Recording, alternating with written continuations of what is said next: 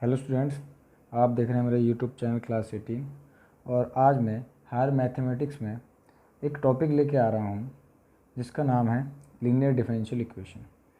तो बच्चों, linear differential equation start करने से पहले कुछ मेन टॉपिक्स पे बात करते हैं। जैसे कि लीनियर डिफरेंशियल इक्वेशन को मैंने कुछ इस तरह से रिप्रेजेंट किया कि लीनियर प्लस डिफरेंशियल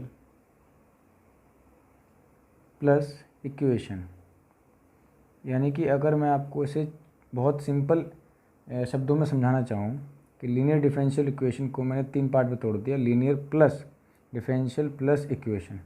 और हम सभी जानते हैं कि इक्वेशन क्या होती है जिसमें इक्वल का साइन आ जाए, जिसमें इक्वल का साइन हो उसे हम क्या कहते हैं, इक्वेशन कहते हैं।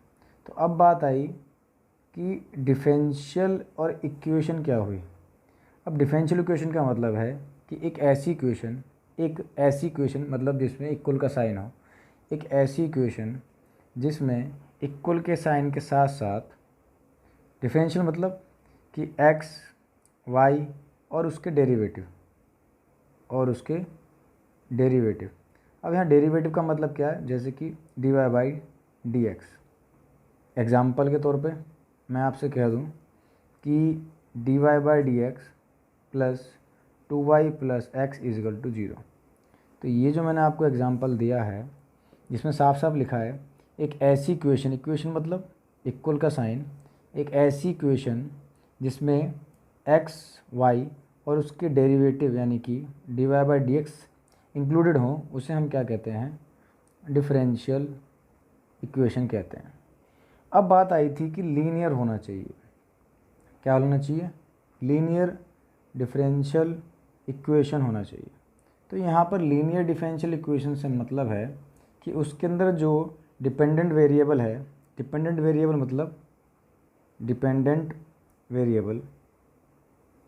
मतलब कि y, यानी कि इस वाले y की बात कर रहे हैं। मतलब कि इसके अंदर लीनियर डिफरेंशियल इक्वेशन में डिपेंडेंट वेरिएबल y होना चाहिए। अब बच्चों के पास ये बात आती है कि डिपेंडेंट वेरिएबल क्या होते हैं। तो इसका मैं एग्जांपल देना चाहूँगा कि सपोज़ दैट y बराबर 3x मैंने आपको लिख दिया।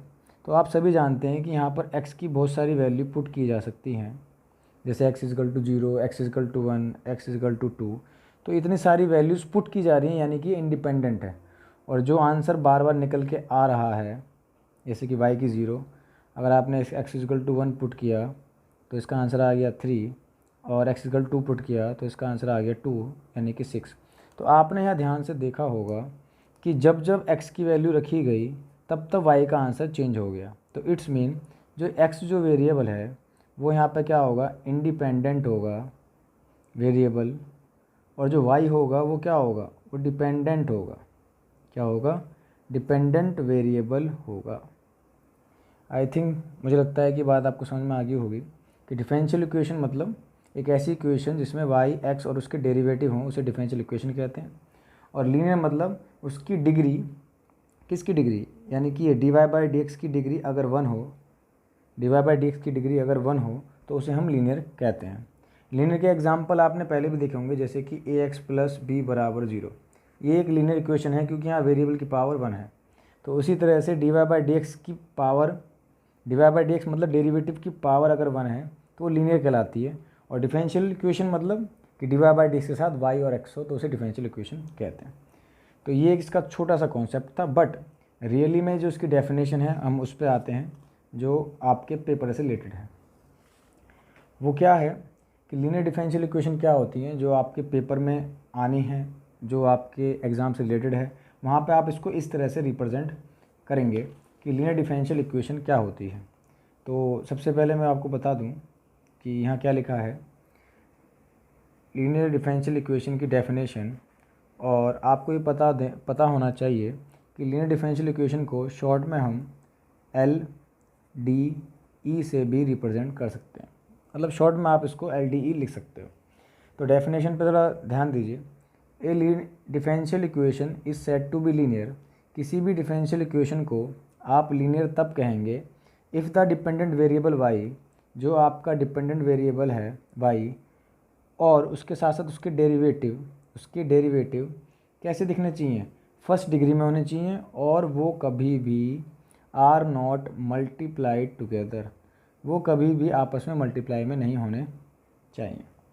जैसे कि इसकी जो जनरल फॉर्म होती है एल डी की, जिसे हम फर्स्ट ऑर्डर में कहते हैं कि वो क्या होगी, d y by d x plus p y is equal to q, यानी कि ये क्या है, आपका एक लीनियर डिफरेंशियल इक्वेशन है।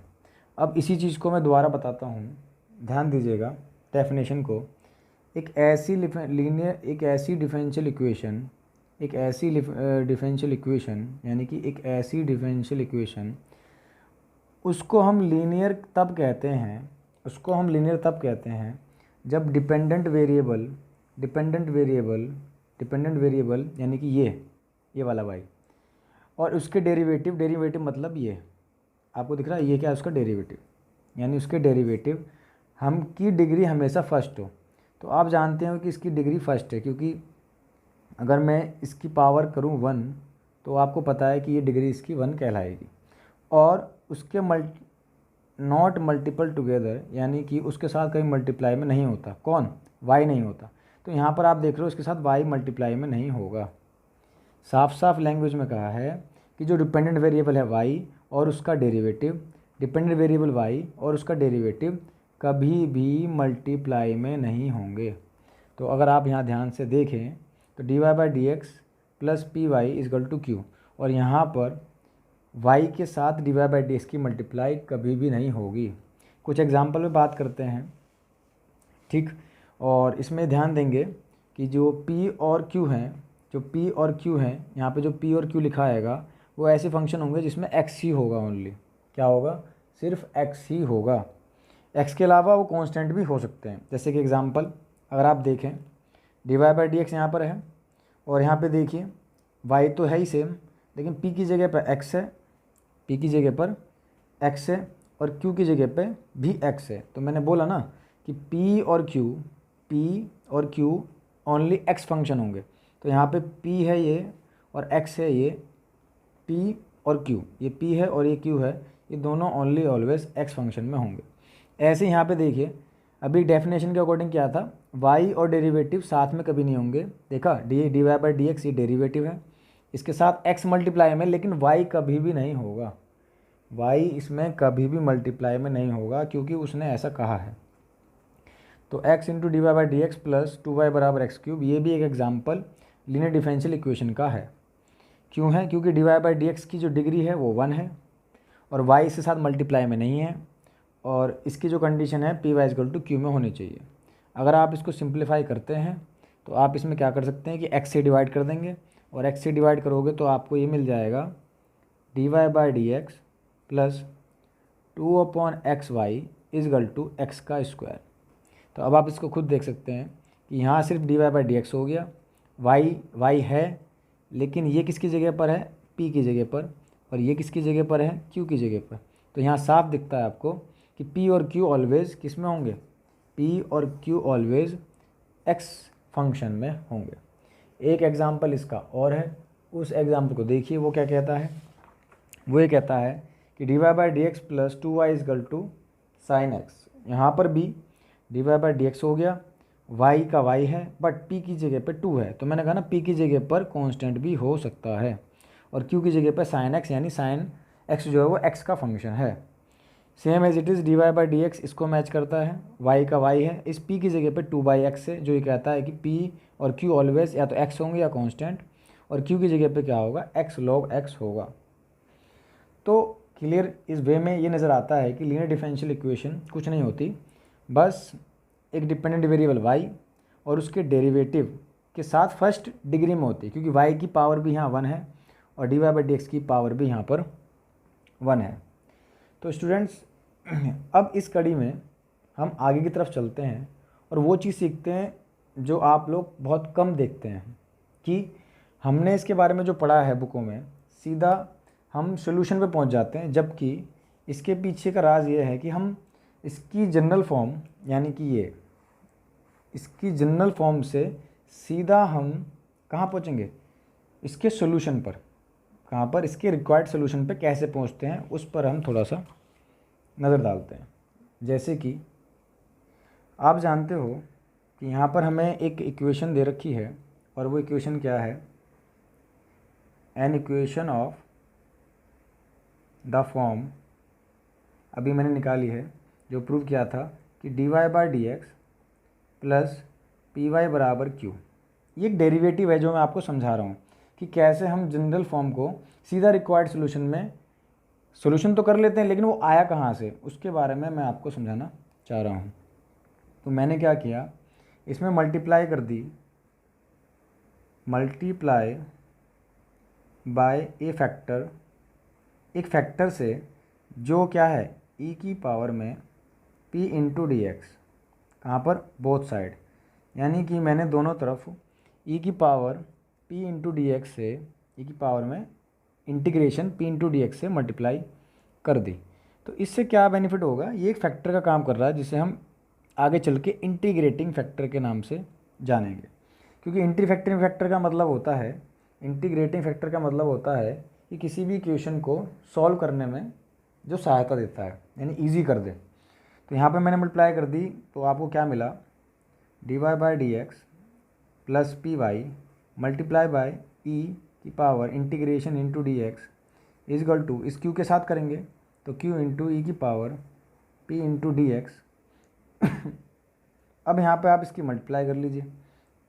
जब आपने यहाँ पर इसकी मल्टीप्लाई करी तो आपको क्या मिला, e integration p into d x into d y by d x plus p y e की power integration p into d x is equal to, इसको आप एज इट इज़ ऐसे उतार दीजिए, पी इंटू डी एक्स। ये एक form जो है वो एक प्रोडक्ट रूल बनेगा, किसका, डिफरेंशिएशन का। जैसे मैं ऐसे कुछ इस तरह से लिख सकता हूँ, कुछ इस तरह से लिख सकता हूँ कि ई की पावर इंटीग्रेशन में P into d x into D by d x, ये वाई प्लस वाई को मैंने अलग कर लिया, और मैं इसको लिख सकता हूँ पी इंटू ई की पावर में sigma into d x in integration is equal to q into e की power integration into d x. अगर आप ध्यान से देखें तो ये रूल बन गया किसका, d by d x y into e की पावर में integration into d x is equal to q into e की पावर में इंटीग्रेशन इंटू डी एक्स। तो अगर आप यहाँ पे ध्यान से देखेंगे, जो आपने प्रोडक्ट रूल पढ़ा है कि ये फर्स्ट होता है और ये सेकंड होता है, यानी कि इसको फर्स्ट ले लीजिए और इसको सेकंड ले लीजिए, कि पहला खाली दूसरे का डेरिवेटिव प्लस दूसरा खाली पहले का सेकंड का डेरिवेटिव। ठीक है जी, दोबारा बता दूँ, पहला खाली छोड़ा, दूसरे का डेरिवेटिव प्लस दूसरा खाली और पहले का डेरिवेटिव, इस तरह से हम करते हैं, उसको हमने रिवर्स में लिखा।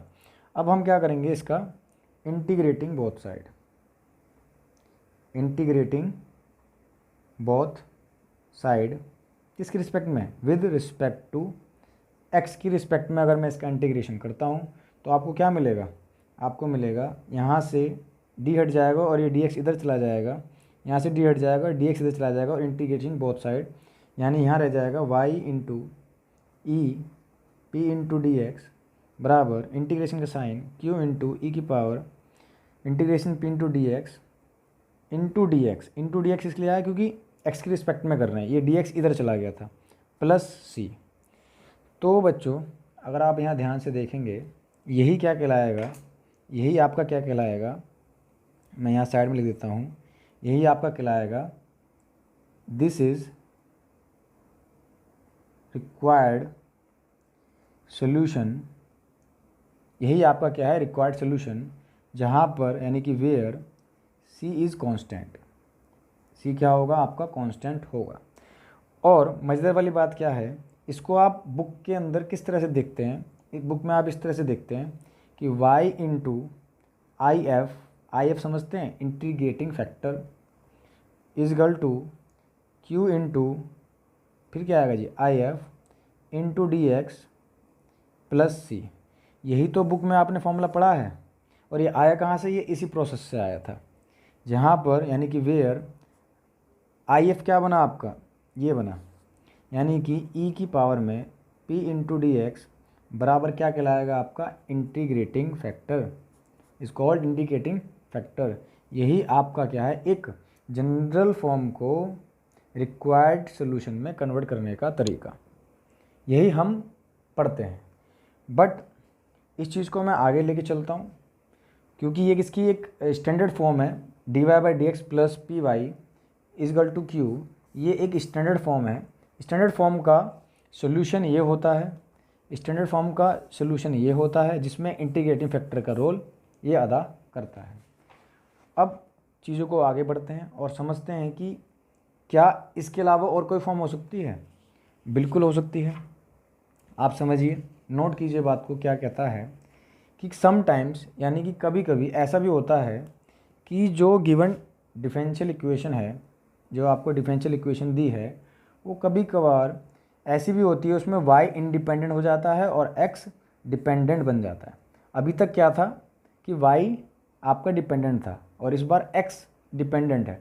तो अगर x डिपेंडेंट है तो उसकी फिर इक्वेशन कुछ इस तरह से होगी, उसकी इक्वेशन फिर कुछ इस तरह से होगी जिसमें लिखा होगा the form is dx upon dy plus p x is equal to Q.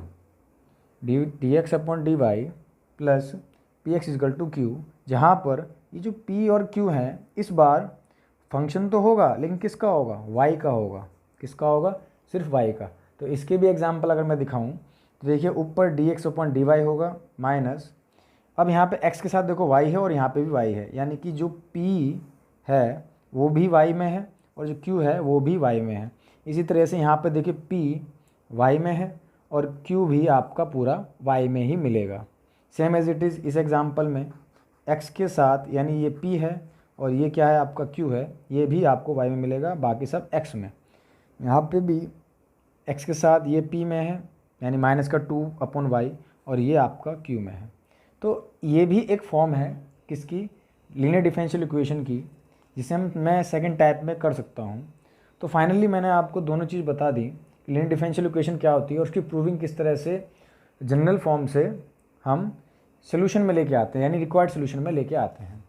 अब फाइनली मैं इस चीज़ को दोबारा से एक बार क्लेरिफाई करना चाहता हूँ कि कैसे कैसे इन चीज़ों को समझा जा सकता है। तो ध्यान दीजिए, इसका एक वर्किंग रूल होता है क्वेश्चनों को करने का, कि किस तरह से आप क्वेश्चन को सॉल्व कर सकते हैं पेपर में। तो उसके लिए वर्किंग रूल ये है कि आप क्या करेंगे, सबसे पहले चीज़ों को थोड़ा सा क्लेरिफाई करेंगे कि किस किस कंडीशन में क्या क्या होना चाहिए। तो उस कंडीशन में क्या है कि सबसे पहले जो टाइप आती है वो आती है टाइप 1, और टाइप 1 में मैं कहूँगा कि सबसे पहले जो भी हम पढ़ के आए थे उसके अकॉर्डिंग आपको क्या करना है, सबसे पहले इक्वेशन को इस फॉर्म में लेके आना है। और इक्वेशन की फॉर्म क्या होगी, dy/dx plus p y is equal to q. पहला स्टेप ये। क्वेश्चन को सॉल्व करना है तो दूसरा स्टेप क्या होगा, इसी के अंदर पहले तो कि p और y को अलग कर लीजिए, p और y को अलग कर लीजिए, यानी कि वहाँ से p की वैल्यू और q की वैल्यू को निकाल लीजिए।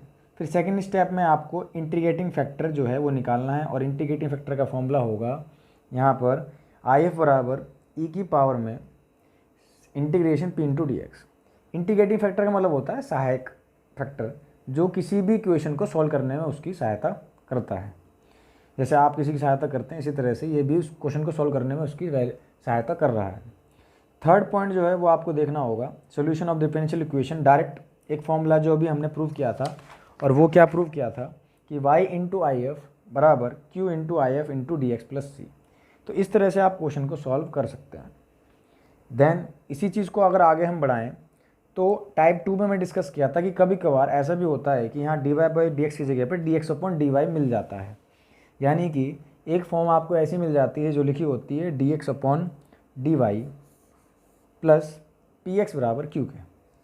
तो इस फॉर्म में क्या करना है, इसमें भी आपको p और q सेम निकालने हैं, और उसके बाद आपको इसका भी इंटीग्रेटिंग फैक्टर निकालना है। बट यहाँ पर इंटीग्रेटिंग फैक्टर जो होता है p इंटू डी एक्स होता है, क्योंकि यहाँ पर क्वेश्चन में जो इंडिपेंडेंट टर्म है वो y है, सॉरी डिपेंडेंट टर्म जो है वो y है, और यहाँ पे जो डिपेंडेंट टर्म है वो x है, इसलिए यहाँ पर इंटीग्रेटिंग फैक्टर में ये y आता है।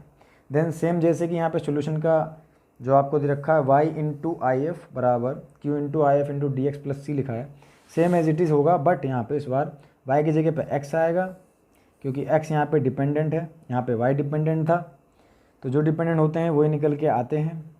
तो यहाँ पे x इंटू आई बराबर q into I F into d y plus C, यहाँ डी एक्स और यहाँ y। तो स्टूडेंट्स इसे ध्यान से देखिए, समझिए, और आगे वाली नेक्स्ट वीडियो में हम टाइप 1 और टाइप 2 पर कुछ क्वेश्चंस लेके आएंगे, जिसमें अब हम आपको इसको सॉल्व करने का तरीका बताएंगे, किस तरह से हमें सॉल्व करना है। मेनली वर्किंग नोट यही है, ये रूल अप्लाई होगा। पहले मैं dy/dx इसकी फॉर्म में लेके आऊँगा, IF निकालूंगा, सॉल्व करूँगा, देन आंसर आ जाएगा। तो नेक्स्ट वीडियो में बने रहिए मेरे साथ, मैं टाइप 1 के कुछ क्वेश्चंस और टाइप 2 के कुछ क्वेश्चंस लेके आऊँगा। Thank you students for watching this video.